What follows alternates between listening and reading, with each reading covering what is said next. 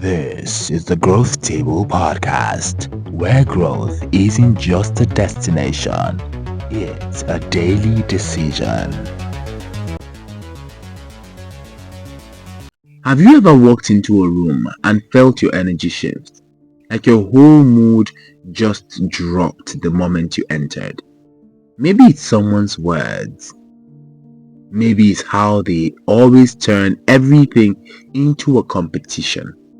Or how they manipulate, guilt trip, or drain you every single time. You smile to keep the peace, but inside you're actually tired. And yet to keep going back. Why? Probably because it's your friend, or your boss, or your partner, or your family. Let me say this clearly.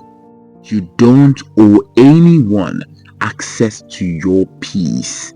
So today, we're talking about how to escape from toxic people, not just physically, but emotionally and mentally.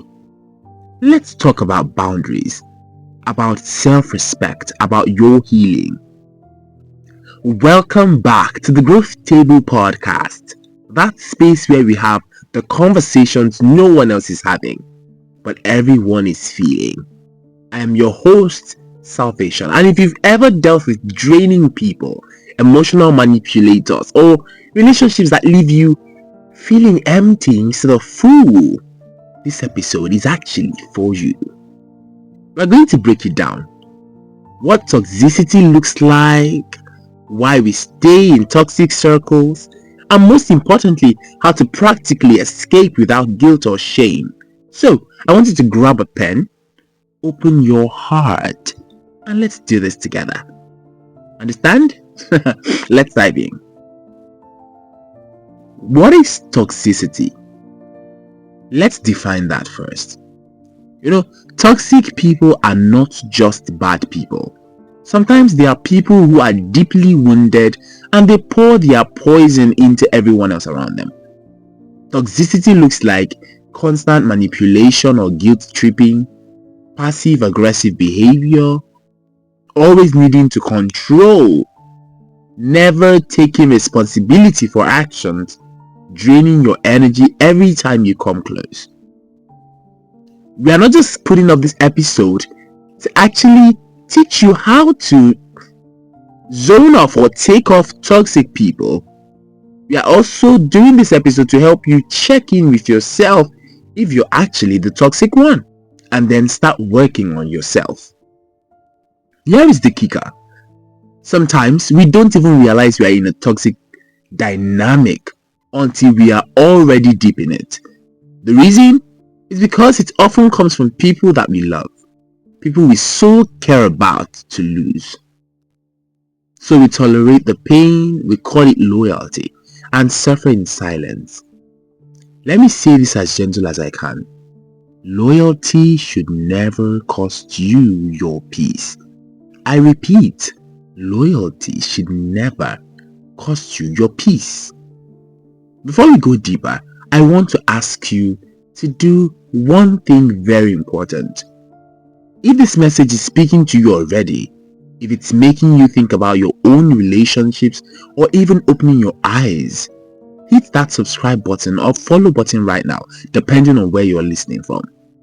Every week on the Growth Table Podcast, we dig into what it means to truly grow, and sometimes that means unlearning what we were taught and actually relearning what we deserve. So, subscribe now and stay connected to this journey of becoming. Alright, 5 practical steps to escaping from toxic people. Step 1. Identify the patterns, not the person. Instead of saying he is toxic or she is toxic, say he always makes me feel small. She never apologizes but expects me to. Focus on the patterns. This will help you stay grounded in facts and not just emotions. Step 2. Set boundaries and stick to them. Boundaries are not walls, they are actually filters. Examples: I'm not available for conversations that make me feel unsafe. I'll reply when I'm emotionally available. Say it once, repeat if necessary, but never apologize for it. Step 3. Limit access without guilt. You can love people from a distance. It's okay. You can pray for them. You can care about them and still block them from your emotional space. And guess what? You don't have to explain yourself to everyone. You're not being petty. You're protecting your mental health. I remember at a point when I started this podcast, or when I started my content, and there were this set of people on my WhatsApp story that were always against me starting afresh. Now the truth of the matter is, I was at that point confused about what I was trying to do. So you have me trying this out, and each time what you hear is, why don't you just stick to one thing? You're actually making everybody confused about you. And at some point, when I wanted to start this, I had to block a lot of people from my contacts.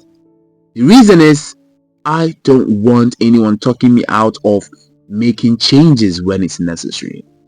No one has it figured out. So in my journey, our journey is different. I am allowed to experiment to get something that suits me better. Step 4. Fill the gap with healthier people. Toxic people thrive in isolation. So when you start distancing yourself from them, fill your life with supportive friends, mentors, online community, people who pour into you and not just drain from you. Step 5. Work on your healing too. Sometimes the hardest truth is that we attract what we tolerate. So while you are removing the toxic ones, also heal that part of you that allow them in. It can be through therapy, it can be through journaling, talking to safe people. It's all part of the escape plan. Now let's flip things to you. Have you ever had to walk away from toxic relationship? What helps you finally do it? Or are you still in a toxic relationship and struggling to break free? Go to the comment section and tell me if you're listening on YouTube or Instagram. Just do well to put that in the comment section. Or tag the Growth Table podcast and let's talk about it. You never know who your story could actually help. There is this guilt that comes from letting go. It's something no one actually tells.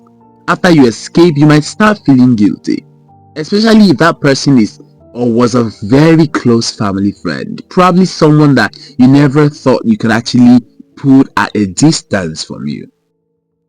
If they cry, if they beg, and if they promise you, oh, I'm gonna change. But here is what you must remember. People can apologize and still be unsafe for you. Change is real, but that is the same with manipulation. So don't measure love with words, or by words, measure it by consistent actions over time. You are not the bad person. You are not even a bad person for choosing to maintain your peace. So let's wrap this up.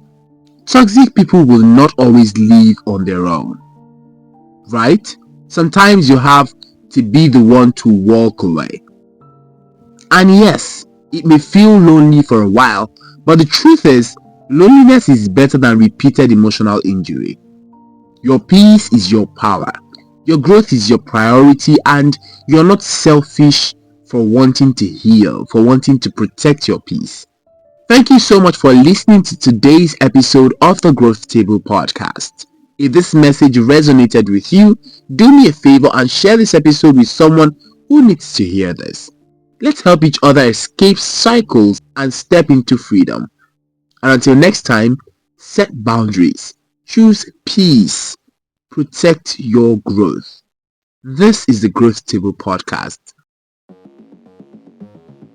This is the Growth Table podcast, where growth isn't just a destination, it's a daily decision.